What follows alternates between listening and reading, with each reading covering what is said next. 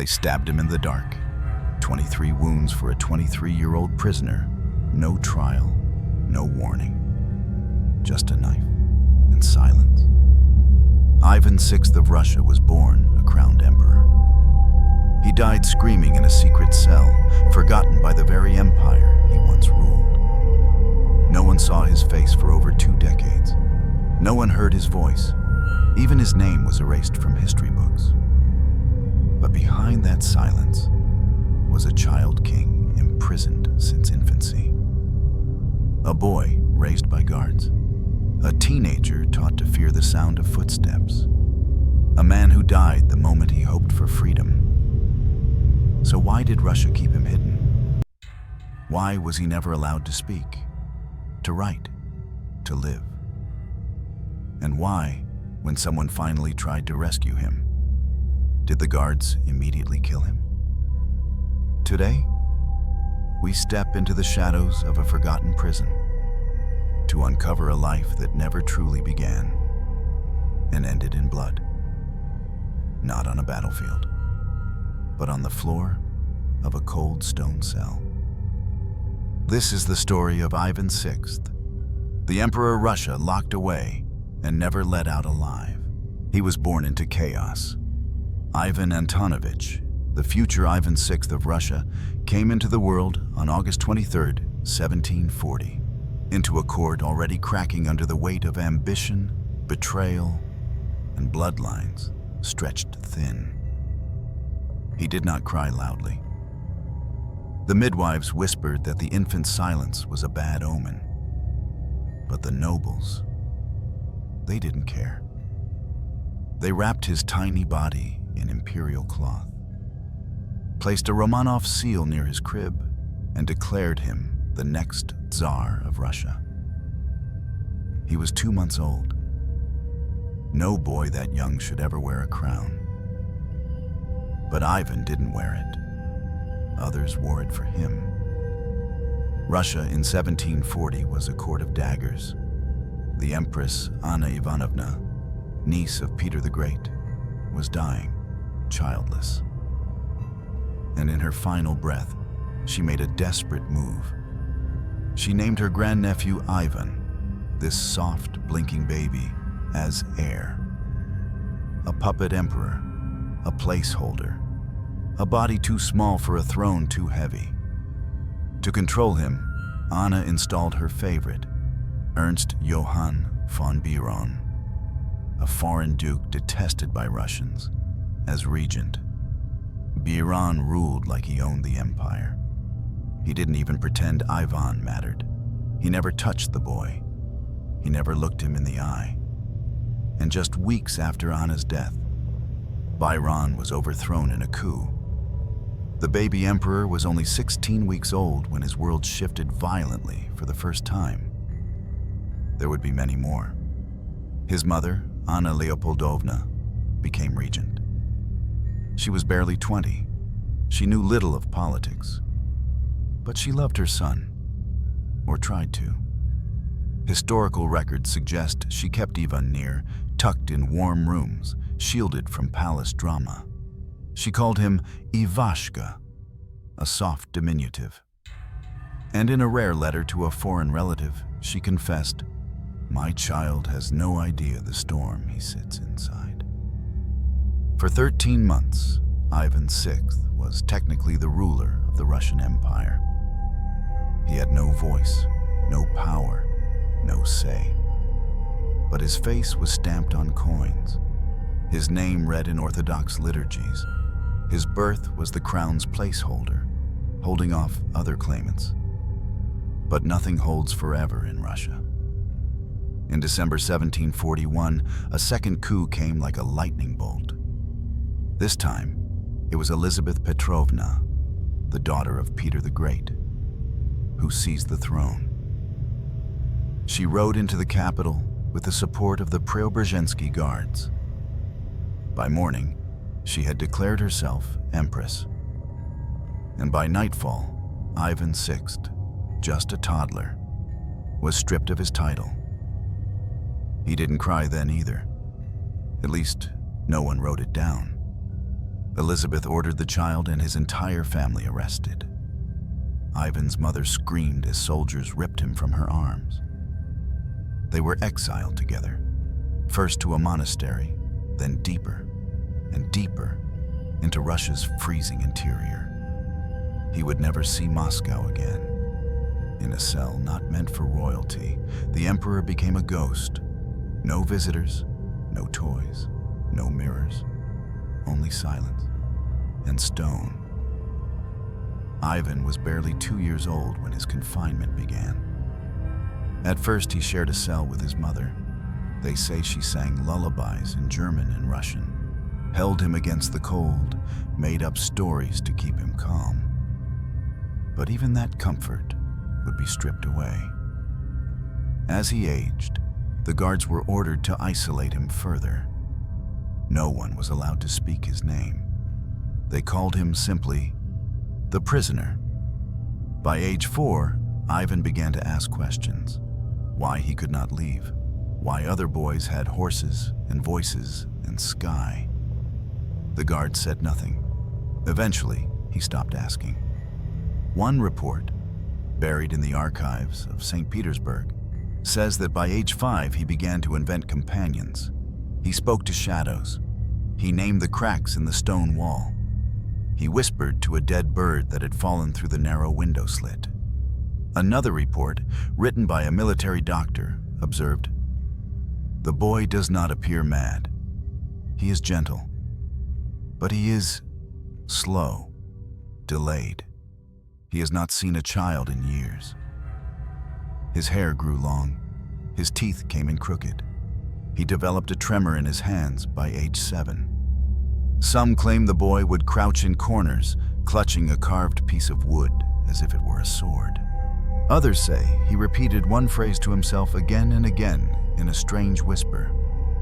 "I am not a prisoner. I am the emperor." But no one answered. No one confirmed it. The world moved on. Wars came and went. Kings died. New ones rose. But in the far north, behind thick brick and silent guards, Ivan sat. Small, thin, forgotten, not dead, but not alive either.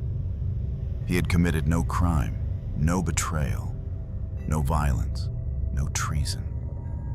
His only offense was being born too royal in the wrong moment.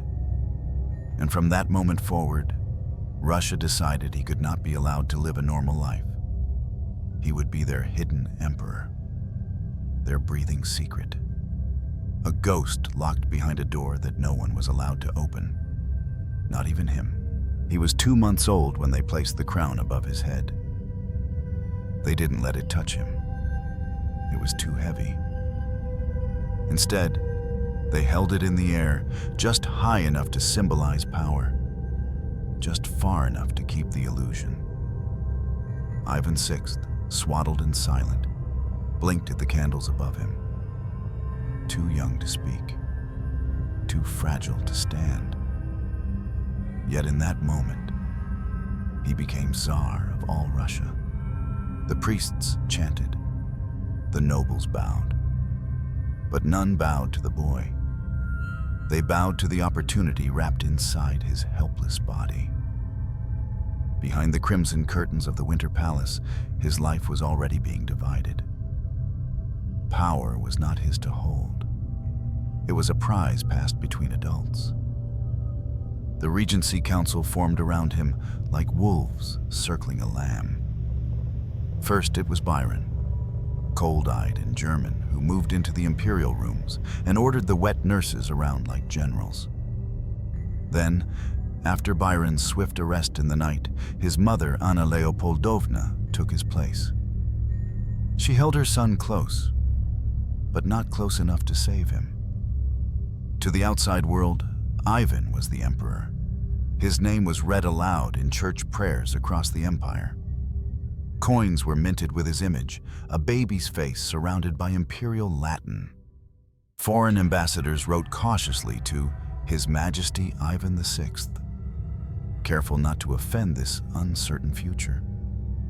But the baby never ruled a single moment. He slept while edicts were signed. He cried while generals plotted borders. He learned to crawl while conspiracies fermented in his name. And still, the illusion persisted. For 13 months, Russia lived under the name of a child. It was a time of tension. Elizabeth Petrovna, the vibrant daughter of Peter the Great, watched with growing fury as her father's empire slipped into the hands of an infant and a half-German mother. The guards murmured, the boyars grumbled, and the streets of St. Petersburg bristled with rumors that something was coming, something fast, something final. On the night of December 5th, 1741, they came for him. Elizabeth moved with the precision of someone who had waited too long. She strode into the barracks, rallied the soldiers with promises of gold and glory, and by dawn, she had seized the palace. The coup was bloodless, almost gentle. But in that quiet, Ivan's reign ended before he ever spoke a single word as Tsar. He was carried out of the palace wrapped in blankets. His small hands clutched a carved toy bird, given to him by a nursemaid now too afraid to say his name aloud. The imperial seals were removed from his room. The tapestries bearing his crest were burned. And before sunset, a new decree was issued across the empire. Elizabeth was the empress. Ivan was no longer emperor. He was now nothing. But that was the problem. You can't undo a crown. You can strip a child of titles. You can erase his face from coins. But as long as he breathes, someone will always whisper, that is the true Tsar. And so began the policy of erasure. Ivan and his family were taken under guard to a distant monastery in the north. At first it was meant to be temporary, a quiet exile, a political footnote. But Elizabeth changed her mind. The more she ruled, the more uneasy she grew. What if someone tried to free him? What if foreign kings used his name to challenge her reign? What if one day, the boy grew into a man and remembered that he had once been called emperor? He had to be contained, not just physically, but symbolically. And so, an extraordinary order was issued. No one was to speak to Ivan without written permission from the empress herself. He was to be kept under constant watch. He was not to be taught to read or write. He was not to know who he was. They even assigned him a different name, one the guards could use without drawing suspicion. To the men who fed him stale bread and watched him sleep, he was simply number one. The world forgot. But Russia remembered. Quietly, fearfully. Elizabeth ruled for 2 decades. She wore brilliant gowns, threw lavish balls, and rebuilt the grandeur of St. Petersburg. But in the frozen reaches of her empire, a secret cell remained sealed. Inside, the boy who once ruled for a year sat behind iron doors, unaware that the world he had been born to lead had no place for him anymore. He may have been too young to understand what he lost, but he was old enough to feel what had been taken. The silence around him thickened with age. The crown he never touched became a curse he couldn't shed, and the throne that once hovered above his head had long since vanished into shadow. Yet still, he lived. And that was the danger. Because a breathing memory is harder to erase than a dead one. And Ivan VI, small, pale, and silent, was the empire's most dangerous memory. They told him nothing, just that he had to stay inside. The windows were narrow slits carved into thick stone, too high to reach, too small to see the world. Only light filtered through, dim, dusty, always cold. He didn't know what lay beyond those walls, only that it wasn't for him. Ivan Antonovich was not even 3 years old when he entered his first prison. Not a dungeon, not a courtroom. A monastery turned fortress in the icy reaches of northern Russia. Chosen not for its holiness, but for its distance. Distance from memory. Distance from power. Distance from anything that might remind Russia she once had a child emperor. He was kept in a small stone room with his mother. At first, it felt like safety. She wrapped him in wool and whispered stories. German lullabies, fairy tales, names of birds. She tried to make the walls less real, less hard. But even a mother's love cannot soften stone forever. They were moved again to a fortress called Holmogori. Colder, harsher. Here, Ivan's isolation would begin in full. No books, no toys, no other children. Just guards, shadows, and time. The new orders were cruel and precise. Ivan was to be cut off, mentally and physically, from the outside world. He was not to be educated, not to be touched by anyone but guards, not to be reminded that he was born to rule. They wanted him quiet. Not dead, but unformed.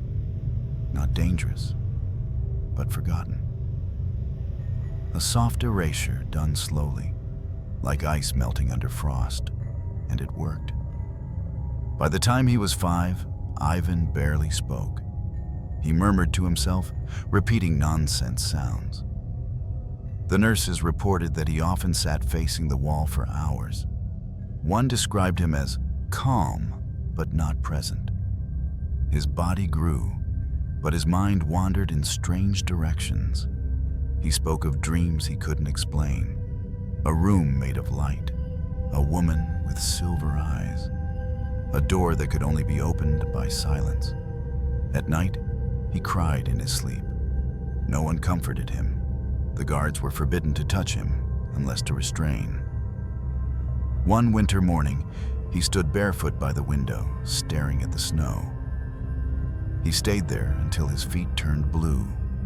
That was when they moved him again. This time, away from his family, alone. The last time he saw his mother, he was 6 years old. She kissed his forehead. He didn't cry. He didn't speak. He just stood there, small and thin as the door closed behind her. She was sent to a convent. He was sent to a new prison, the fortress of Schlisselburg. It was a place for those Russia didn't want the world to remember. Rebels, dissidents, ghosts. And now, a child. In Schlisselburg, there was no sky. The windows were sealed with wooden shutters. He was allowed 1 hour of walking, alone, in a walled courtyard where nothing grew. No one was permitted to say his name. He became the detainee, the subject, or simply number 1. There are reports that he began to mimic the guards. He would march like them, straighten his spine when they entered, as if trying to become one of them, or at least understand why they never looked him in the eyes. They never spoke to him unless giving orders. He had no teacher, no books, no written word. And so, he invented his own language. He'd hum to himself, click his tongue in rhythm, speak to the rats as if they were ministers in his imaginary court. He wasn't mad. He was surviving. When a doctor finally examined him at age 10, the report was chilling. He displays confusion when addressed by name. He exhibits signs of social disassociation, language minimal, motor function intact, intelligence unknown, impossible to assess in isolation. They had created a strange creature, part boy, part memory, part void. He had no history he could speak of, no future he could imagine, just stone and silence. Sometimes he would smile at the sound of footsteps, even when they brought no food, even when they dragged him to the bathhouse, where the water was too cold and the soap too sharp. He didn't resist, but he watched, always watched. A few guards began to fear him, not because of strength, but because of stillness. He never screamed, never begged. He simply stood in corners and waited, as if he knew that someday someone would come and say, "Your time is returned." And in that tiny hope, he held on. But hope in a cage is a dangerous thing. It grows wild with nowhere to go. And when it breaks, it cuts deep. They say children adapt. They say the human mind bends before it breaks. But Ivan's childhood was not a bend. It was a slow, invisible snap. One bone at a time, one word forgotten, one dream silenced. He had been a czar, then a secret, now a shadow. And yet somehow, he was still alive, still waiting, still breathing. And that, above all else, terrified them. Because a boy forgotten by the world might still remember who he was. Puberty arrived like a thief, not with fire or rebellion, but with confusion, ache, and shame. Ivan was 12 when the guards first noticed the change. His voice cracked during one of his morning mutterings, a hoarse tremor cutting through the usual whispers. He winced when it happened, not from pain, but from surprise, as if startled by a sound that didn't belong to him. No one explained it. No one told him why his arms were growing longer, why his body was stretching, why there was blood on his sheets some mornings from fingernails broken against stone.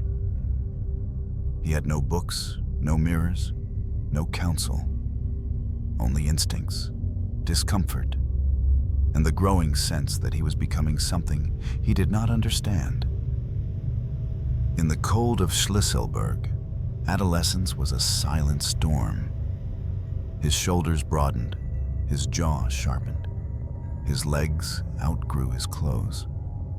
A new uniform was brought, one size too large. A precaution, they said. He might grow again. He might not. He was allowed to walk for 20 minutes a day now, but only under the watch of 3 guards. No one spoke. If he stumbled, they did not offer a hand. If he bled from the cold, they did not ask questions. If he cried out in his sleep, they did not investigate. He began to fear the mirror that wasn't there. One day, while washing in the metal basin, he saw his reflection in the water. It was blurred, rippling, but it stopped him. He stared at the face looking back, pale, hollow, a stranger's face.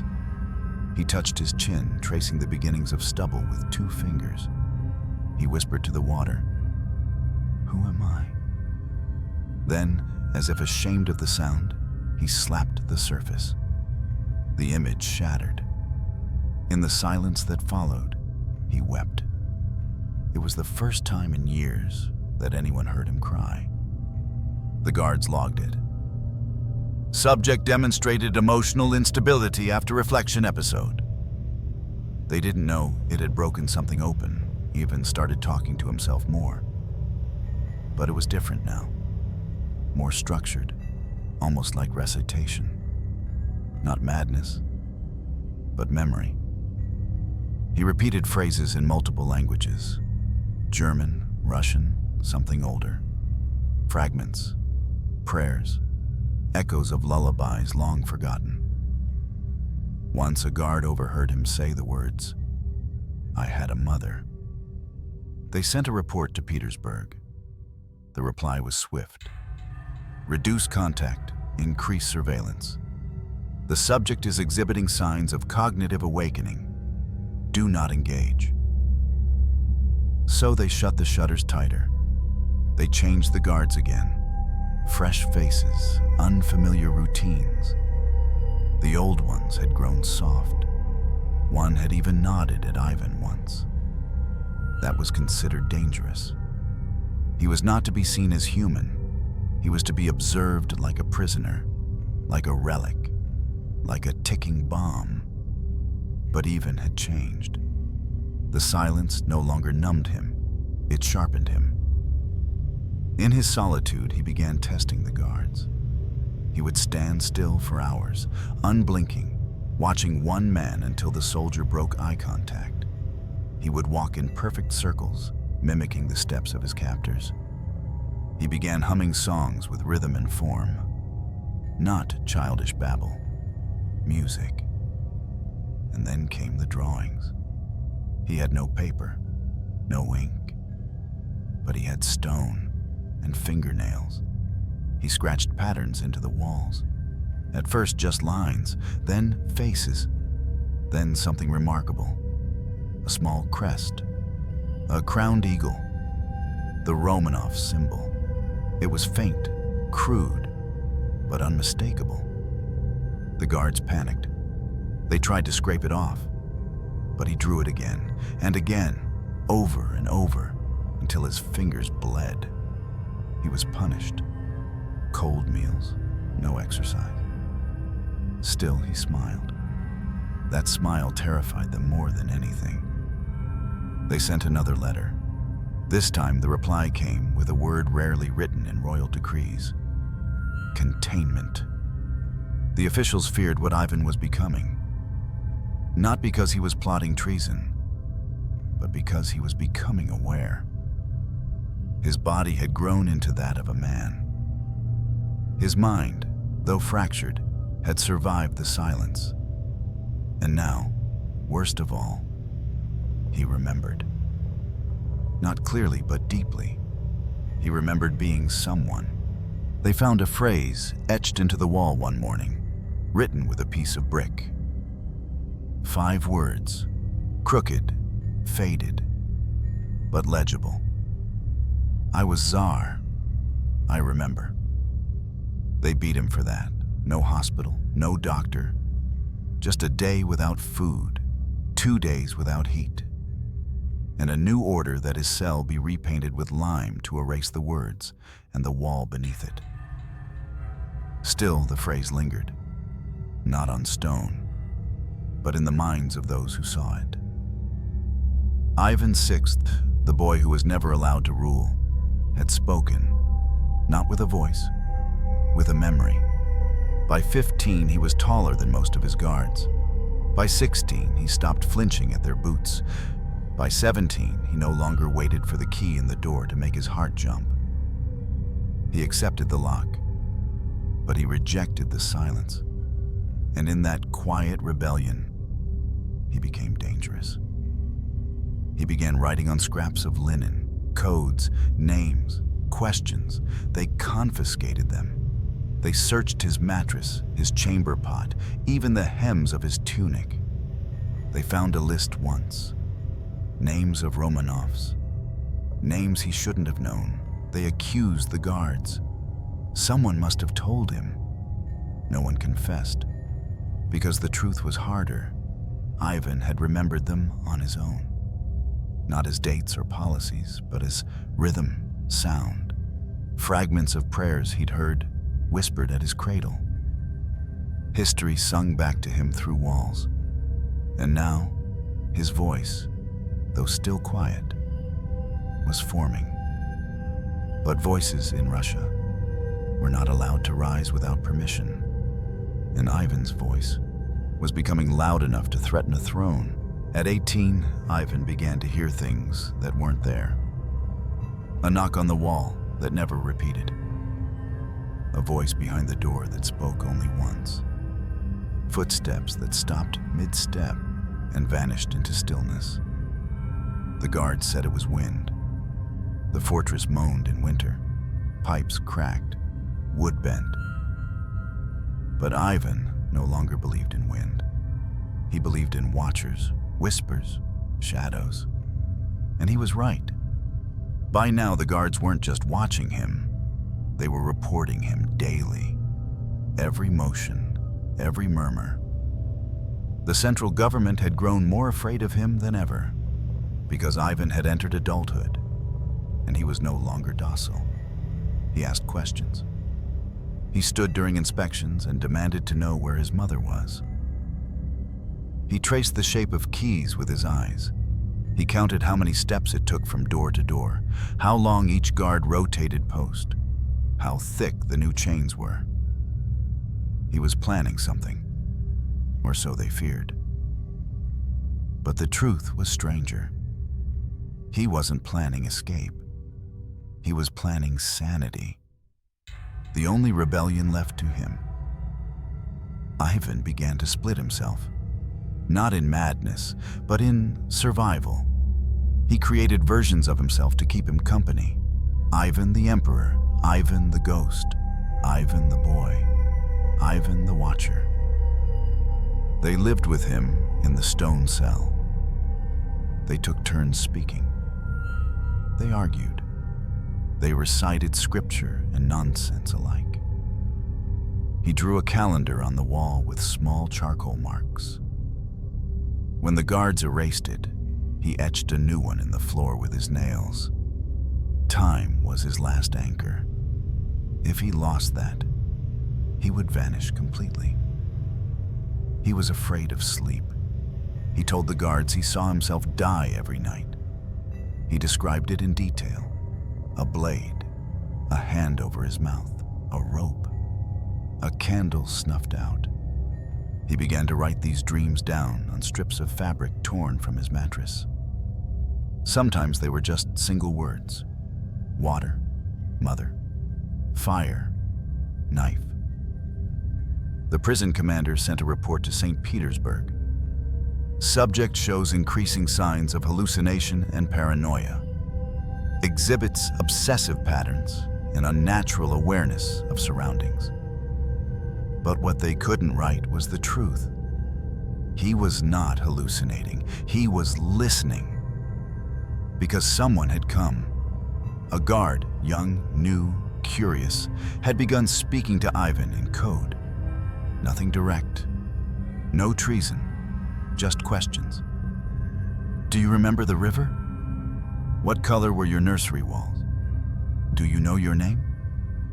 Ivan did not answer at first, but he looked up, and for the first time in years, his eyes did not seem empty. The young guard began slipping small tokens through the meal slot. A dried flower, a single grape, a strip of red cloth. Each time Ivan touched them like relics, like memories with weight. He stopped muttering to himself. He waited by the door instead. For weeks, nothing happened. Then one day, something did. The guard whispered, "There are people who want to help you. Be ready." That night, Ivan didn't sleep. His hands trembled. He pressed his ear to the floor. He paced, then stood still, heart pounding louder than his thoughts. Was it real? Was it another illusion conjured by longing? He had been betrayed by hope before, but something inside him, small, cracked, yet unbroken, believed. The next day, he spoke for the first time in weeks. "I was Tsar," he said. Not loud, not proud, just certain. The guard didn't answer, but he smiled. For the next few days, nothing changed. Until one afternoon, a tremor ran through the routine. 2 guards argued outside his cell. A key dropped. Boots ran, then silence. Ivan stood. He waited. The door creaked. It opened. But it was not the young guard. 3 men entered, armed, faces hard, movements precise. They grabbed Ivan without a word, dragged him across the cell. He didn't resist. For a second he thought, is this it? Am I free? Then he saw the blade. Short, sharp, official. The man holding it whispered something he couldn't hear. And then it came. A stab. Another. Ivan gasped. Not for pain, but for understanding. He had been right to be afraid. They weren't afraid of his mind breaking. They were afraid of it healing. He screamed. Not words, but a raw, broken sound. His blood hit the stone. His knees gave way. The guards kept going. 23 wounds in total, one for each year of his life. When it was over, they laid him face down, arms spread. Not like a king, not like a prisoner, like a warning. His final thought, before the dark took him, was not of revenge. It was not even of freedom. It was of a red cloth, a strip of sunlight, the echo of a river, and the voice of his mother, humming a lullaby that no one remembered anymore. There was no trial, no official charge, no farewell. Only a secret letter, written in code, signed by fear. It came from far above, from the very court that had once crowned Ivan as a baby. Now, 23 years later, that same empire ordered his death. Not because he had rebelled, not because he had spoken against the empress, but because he had remembered. And remembering was a threat. The letter was brief, emotionless. It read, "If an attempt is made to free the prisoner, terminate him immediately. No exceptions." Terminate, not kill. Because to kill meant to end a life. To terminate meant to erase an inconvenience. The order was delivered to the fortress commander at Schlisselburg. He read it in silence, burned the envelope, and locked the knowledge behind his eyes. But the guards knew something had changed. More of them were posted at Ivan's cell. They no longer made eye contact. One of them began to pray under his breath between shifts. Ivan sensed it too. He had grown used to silence. But this silence was different. It was the kind that comes before a storm. He asked for paper. They refused. He asked for his Bible. They said it had been misplaced. He asked for the young guard, the one who had given him the red cloth. They told him there was no such man. Then, on July 5th, 1764, just before dawn, it happened. Ivan was sitting cross-legged on the stone floor, humming a tune without melody. He had not slept. He had not eaten. He was waiting. The first sound was a key turning, too slowly. Then the creak of iron hinges. Then footsteps.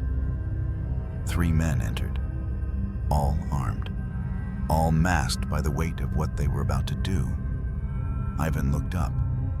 He did not rise. He did not run. He simply whispered, "I knew you'd come."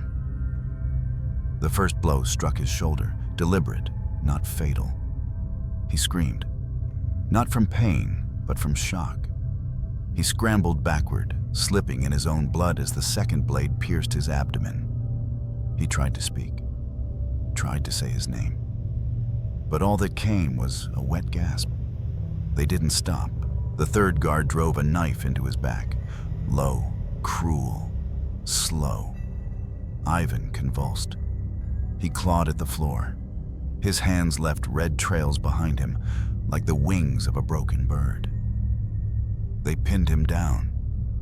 One held his legs, another his arms. The last one pressed a hand over his mouth to muffle the sound. But even through the stone, the other prisoners, those buried deeper in the fortress, said they heard something.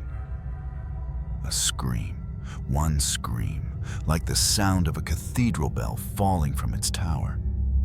Then, silence. When it was over, they left his body on the floor, sprawled, blood-soaked, still warm, not out of respect, but because they didn't know what to do next. He had never been just a man to them. He had been a problem, a symbol, a ghost, and now, finally, a corpse. They didn't call for a priest. They didn't notify the local officials. They wrapped him in plain cloth. No cross, no crown, no name. They buried him in an unmarked grave within the fortress walls. No ceremony, just dirt, and the weight of 23 stab wounds pressing into the earth. The report sent back to St. Petersburg said only, "The subject is dead. No breach occurred. Security protocol successful." It made no mention of who delivered the killing blows. No mention of how long it took for him to die. No mention of his eyes, still open, still watching. Because to record such things would be to admit that something human had been lost. But something had. With Ivan's death, the Empire didn't just silence a man. It extinguished a memory, a possibility, a truth too dangerous to live. They scrubbed the cell clean, painted the walls white, reassigned the guards. One was discharged for emotional instability. Another was promoted. But the youngest, the one who had given even the red cloth, was never seen again. Some say he was executed. Others say he escaped. And some believe he was the only man who ever saw Ivan smile. For days after the murder, a faint smell lingered in the cell. Iron, damp linen, a sweetness that turned sour, the smell of blood, the smell of endings. Years later, a prison worker would confess in a letter, "I stepped into that room once, after he died. The air was colder than anywhere else in the fortress. It felt like walking into a tomb that was still breathing." Ivan VI of Russia died at the age of 23. He had lived almost his entire life in a cage. He never ruled, never loved, never walked in a garden, never kissed a woman, never chose a single day of his existence. He died not as a rebel, not as a king, but as a reminder of how fragile power truly is, and how terrified it is of memory. They stabbed him 23 times, but they only killed his body once. The rest had been dying for years. The news never reached the streets. No bells were tolled, no decree was published, no funeral was held. Ivan VI, once Tsar of all Russia, was murdered inside Schlisselburg Fortress, and the Empire said nothing. To the Russian court, silence was the strategy. Not out of cruelty, but calculation. His death wasn't an event. It was a deletion. Catherine II, better known as Catherine the Great, had ruled for just 2 years when the killing took place.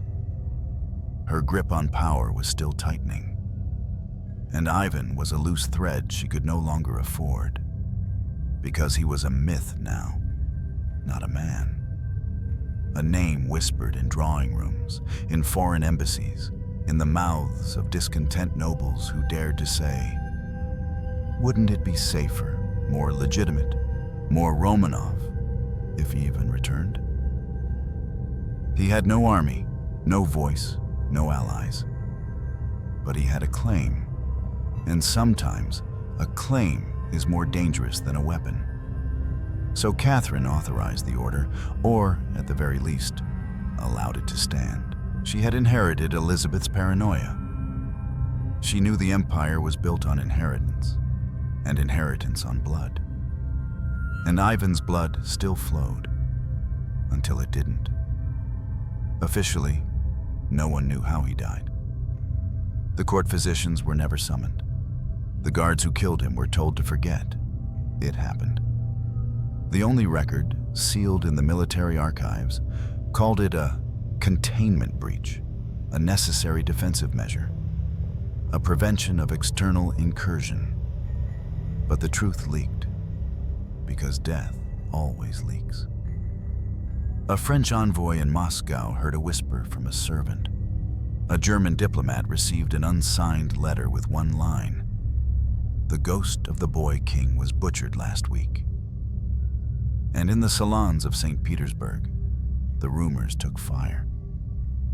Not just that Ivan had been killed, but how. The number of wounds, the screaming, the red-stained floor that took days to clean. One courtier described the palace atmosphere as like sitting on a ticking clock made of secrets. Catherine convened her advisors. She was furious, not at the murder itself, but at the failure to contain the consequences. "Why now?" she demanded. "Why so sloppy?" She was no fool. She had risen to power by force, seduction, and political genius. But she understood the currency of legitimacy, and the stain of fratricide, however distant, was poison. The Romanovs, after all, had murdered before. But this was different. This was a child who had grown into a prisoner who had grown into a question, and now, a question that could never be answered. So she changed the narrative. Catherine ordered that Ivan be referred to, if mentioned at all, as a ward of the state. She framed his confinement as necessary for his safety. And his death? An unfortunate security incident that occurred during an attempted jailbreak. In a carefully crafted letter to the Austrian court, she wrote, "It is with sorrow that we acknowledge the passing of a distant relative, long secluded for reasons of mental instability. No harm was intended." It was a lie, but it was a useful one. The foreign courts, while skeptical, had little evidence to confront her. There were no photographs, no public grave, no surviving witnesses, only silence. And silence favors the powerful. Still, whispers persisted. Ivan became a martyr in exile. In France, pamphlets circulated calling him the lost Tsar. In Prussia, military officers toasted his memory in secret halls. In the Austrian court, Empress Maria Theresa reportedly called his death a stain on the crown of Russia. Back home, among the common people, he was spoken of in mythic tones. Parents warned disobedient children, "Behave, or the ghosts of Schlisselburg will find you." And some mothers lit candles for a boy they had never seen, just in case he had been innocent. Because he had been. His only crime was existing. And in Russia, sometimes that was enough. But the political fallout didn't stop with reputation. Inside Catherine's court, the murder created fractures. Some ministers felt guilt, others feared retribution. One, Count Panin, resigned quietly and retired to the countryside. Another, rumored to be the handler of Ivan's prison file, died mysteriously after slipping on palace stairs. And the young guard who had whispered hope into Ivan's cell? Gone. No name, no record. As if he too had been erased. The empire moved on.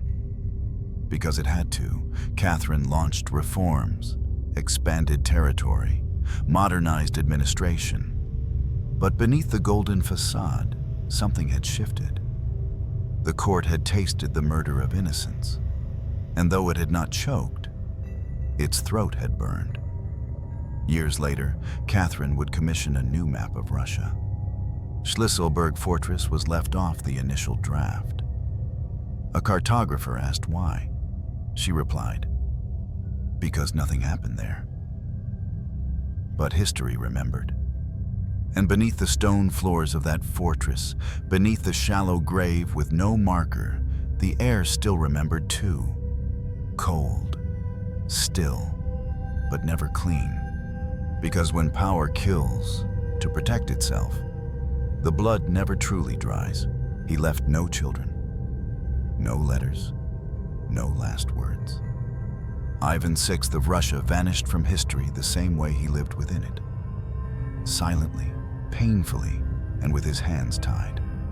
For nearly a century after his death, the official histories of the Romanovs barely mentioned him. Some encyclopedias referred to him only as a brief claimant.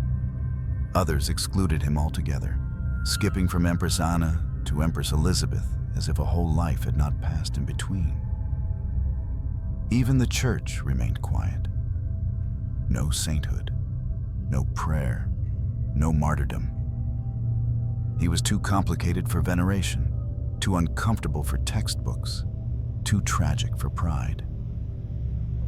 And so, for many, Ivan VI became a blank page, a space where memory should have lived. But memory is not so easily erased. In the early 19th century, Russian historians digging through imperial archives found fragmented references to the detainee.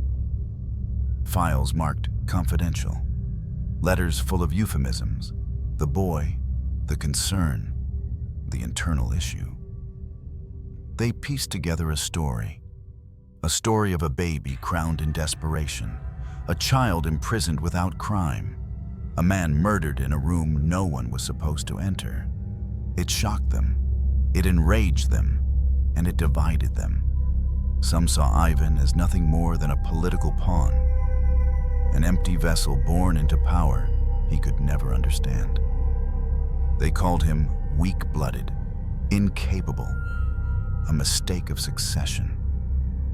They argued that Elizabeth had saved the empire by removing him, that Catherine had secured peace by eliminating the last loose thread. They claimed Ivan was mad, perhaps even from birth. That isolation was mercy, that his silence proved he lacked a mind. But others saw something else. They saw a boy who had never been given a chance, who had never walked freely, never touched grass, never made a choice in his own life. They saw him not as a ruler, but as a victim, not as a czar, but as a soul caught in a system so vast, so paranoid, so cold. It crushed him before he could even speak. Russian writer Nikolai Karamzin once wrote, "He was a monarch whose only act of governance was to survive. And in that, perhaps, he ruled more nobly than those who followed." That line stirred controversy, but it also stirred something deeper. By the late 1800s, poets had begun to write about Ivan. They described him as the child ghost of Russia, the crowned prisoner, the boy in the snow. A painting emerged, haunting, dim, saturated in gray light. It showed a young man curled on a prison floor, eyes open, hands reaching toward a barred window. No throne, no gold, just cold stone and the faintest ray of light. The caption read, "Ivan VI, the Forgotten Emperor." It was banned shortly after its first exhibition. But prints were smuggled across Europe. In Paris, revolutionaries hung his image beside their own martyrs. In Poland, occupied by the Tsarist regime, school children whispered his name in rebellion. He became a symbol, not of power, but of how power fears the powerless. To remember Ivan was to remember the cruelty of silence, the violence of erasure, the cost of paranoia. And still, some resisted that memory. Soviet historians in the 20th century largely dismissed him. They focused on the reforms of Catherine, the victories of the empire, the rise of the people. A child king locked in a tower didn't fit the narrative of strength. But even they could not ignore the story entirely. In 1967, a researcher published a monograph titled "The Tsar in Chains." It documented Ivan's confinement in clinical detail, cell dimensions, diet logs, interrogation transcripts. The conclusion was clear. Ivan had not gone mad. He had been made mad. Not by genetics, not by God, but by men, by policy, by fear disguised as governance. And so, the legacy remained divided. To some, he is a ghost, a cautionary tale, a name barely whispered in Russian classrooms. To others, he is an open wound in the history of monarchy. Not because he failed to rule, but because we failed to see him as human. In Orthodox monasteries, deep in the Russian countryside, some monks still light candles for the boy imprisoned unjustly. They never say his name, but they know who they mean. And in certain corners of modern Russia, artists have begun to paint him again. Not with crowns, but with shackles. With eyes wide open, looking directly at us, not accusing, not weeping, just waiting. Because perhaps he is still waiting. Waiting for someone to say his name without shame, waiting to be remembered not as a failure, not as a threat, but as a boy who lived and bled and died for no reason other than the accident of being born royal. There is no grave, no stone cross, no bronze plaque, no place for flowers. Ivan VI of Russia was buried beneath the floors of Schlisselburg Fortress, beneath centuries of damp stone, where the cold clings like mold and memory. They marked nothing, not even the year. It was intentional, a disappearing act by the state, one final effort to make sure his body would rot where his name already had. But a body is not so easy to forget. Years after his death, a guard claimed he remembered the shape of the grave. He described it as shallow, hurried, barely more than a hole. The earth hadn't been turned for years, so when they opened it, the stench lingered for days. Blood had soaked into the wood planks. Rats had chewed the corners. The guard said the corpse's eyes were still open. That even in death, Ivan seemed to stare, unblinking, questioning, as if still waiting for someone to answer. That image spread like a shadow through Russian memory. It made its way into poems, plays, forbidden songs. The boy with no grave. The emperor without a name. The prisoner who looked through death. Some say that in the bitterest winters, when the ice grips the fortress walls and the wind whistles through cracks no architect can seal, a strange sound echoes from the depths. A breath, a footstep, or the faintest scrape of nails against stone. Folklore wrapped itself around his bones. Children born near Lake Ladoga were told never to go too close to the fortress. The elders whispered of the Tsar beneath the floor, a spirit who would drag you under if you lied, if you took what wasn't yours, if you forgot who once ruled from silence. In truth, there is no ghost, only history refusing to stay buried. In the 1880s, during a renovation of Schlisselburg, a team of workers discovered human remains in a sealed chamber. No marker, no coffin. Only cloth rotted with time and bone thinned from malnutrition. There was a chain fused to one ankle. The report disappeared. The men were paid not to speak. The chamber was bricked back up before morning. But one man, an apprentice stonemason, wrote a letter to his sister, preserved in a local archive. He said, "I saw the skull of a man who never saw the sky. He had teeth like a boy, but the sockets of an old man. And around his neck was a strip of red wool. I do not think he died free." It was the closest the world ever came to finding Ivan again. And yet, his image endured. Not in monuments, but in metaphors. Not in statues, but in silence. For generations, artists have tried to capture him. None succeeded. Some paint him with a golden crown too big for his head, sitting in a cell of shadows. Others show only a pair of eyes, wide and colorless, looking out from behind prison bars that stretch endlessly in every direction. But perhaps the truest image of Ivan is not physical at all. Perhaps it is the feeling you get when you hear footsteps behind you and no one is there. When you walk into a room and forget why you came. When you look into a mirror and ask quietly, "Who am I, really?" Because Ivan's tragedy was not just political, it was existential. He became the embodiment of a question no empire wants to ask. What happens when power fears a child? What happens when a kingdom locks away its own blood and throws away the key? Not because of what he did, but because of what he might become. What happens to a name when no one is allowed to speak it?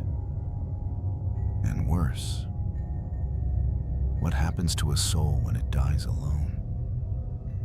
He was never crowned in a cathedral, never married, never rode a horse across an open plain, never signed a single law. Yet his life became law. The law of silence, the law of fear.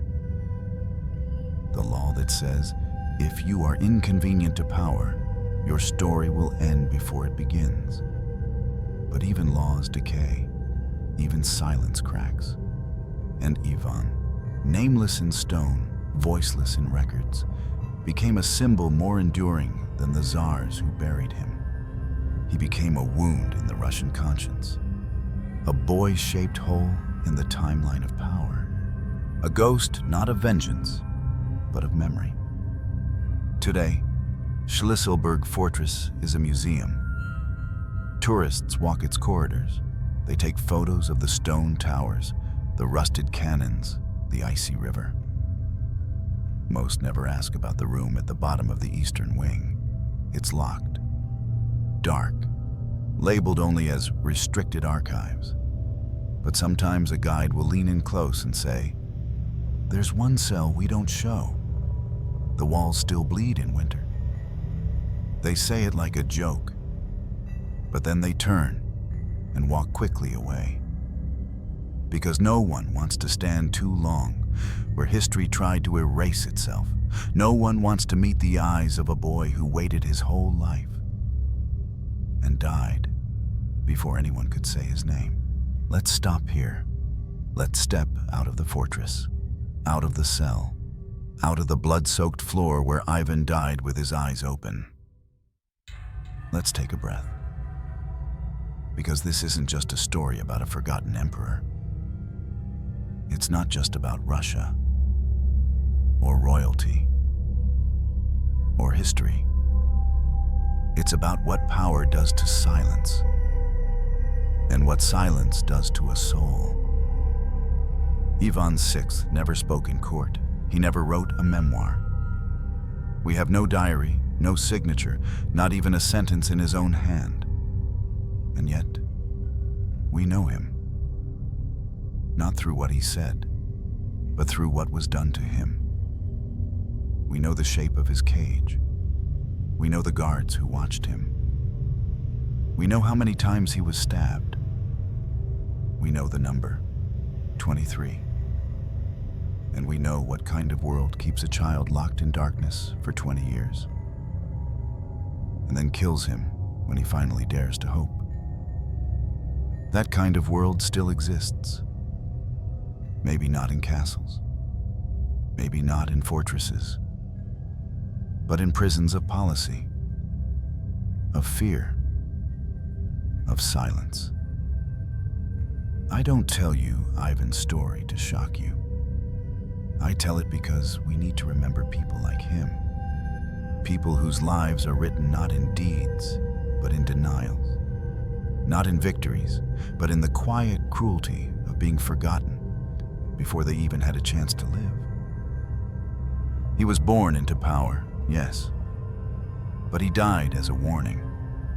A warning of what happens when empires fear their own blood, when governments confuse control with justice, when children are punished not for what they did, but for what they symbolize.